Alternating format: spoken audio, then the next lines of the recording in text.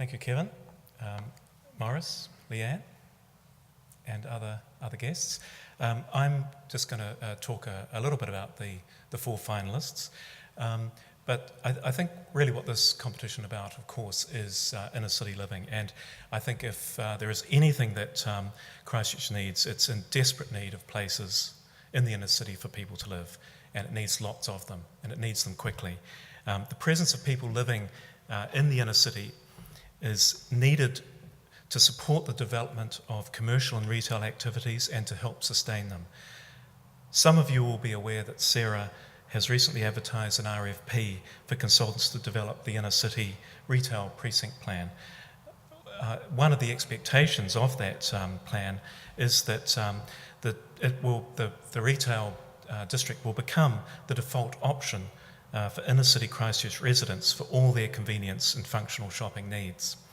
So it is clear that retail in the city will struggle until there is a critical mass of people attracted by work, by leisure, recreation, cultural activities, places to eat, places to drink, places to live. All of these activities are complementary and essential to the fully functional and vibrant city.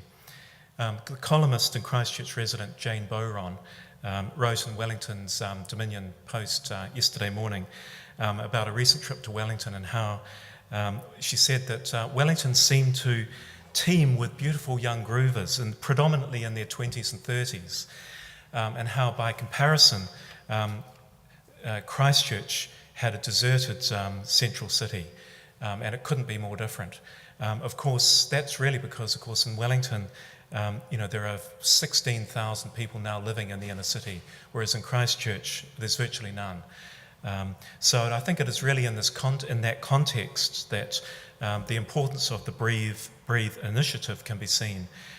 As a minimum, this project will initiate the return to inner city living in the city, but it is also hoped, and I think expected as well, that it will act as a catalyst for major inner city residential construction program. Despite its importance, I think it is worth noting that this will be the least expensive of all of the anchor projects, and therefore scores extremely highly on value for money or cost-benefit criteria. I think it also should be noted that it is a design-build competition, so unlike many competitions, it does have the prerequisite of being economically viable. So apart really from the enabling costs, there is no ratepayer or taxpayer subsidy for this project. I'll talk just now briefly about the four finalists. The first one, Team Ganellan. This, in many respects, is probably a fairly conventional planning approach that offered the greatest number of dwellings, but with only a small increase in built volume over the other finalists. Whilst the design of the public realm was a little bit unconvincing to us, I think what it did do is it proposed rental units that are of very high quality, well planned, good amenity and facilities, and which would be a delight to live in. These homes, we felt, would appeal to a large number of residents, especially young adults. It proposed also a very innovative public-private partnership procurement strategy, and we saw that as very meritorious. Christchurch needs accommodation of this kind, good quality inner city rentals available soon. Team Viva Jazzmax.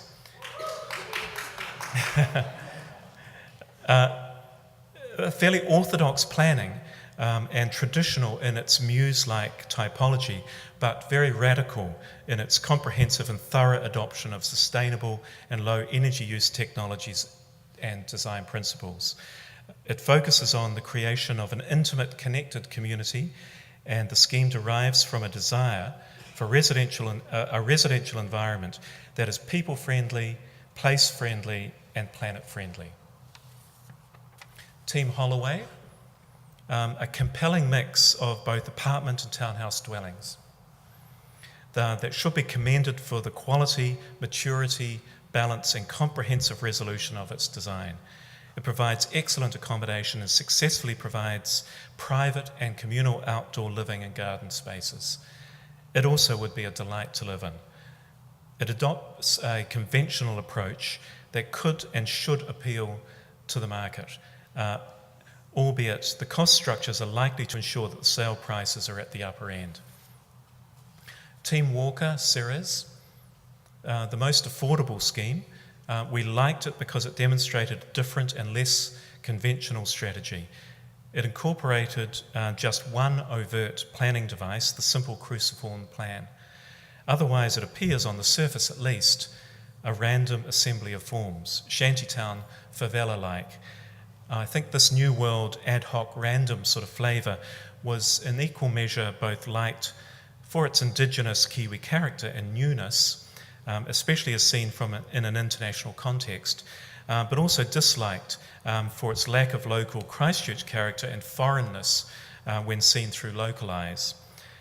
We liked the potential for low-tech, unsophisticated construction systems and techniques, its adaptability, its colour and chaos, and its strong, identifiable community focus. So I think it's interesting to sort of reflect on how different, incredibly different, the four finalists are, and also, of course, all of the entries. Certainly, each of the four finalists offered entirely different delivery strategies and ownership models, and they proposed residential environments that were not only, differed from each other, but are a world away from the cookie-cutter, business-as-usual typologies that are so prevalent in our suburbs. We appreciated the thought and the effort put into the competition by all of the entrants, and would especially like to acknowledge the level of input by all of the finalists. It has really been phenomenal. So congratulations to the winner, which I won't announce.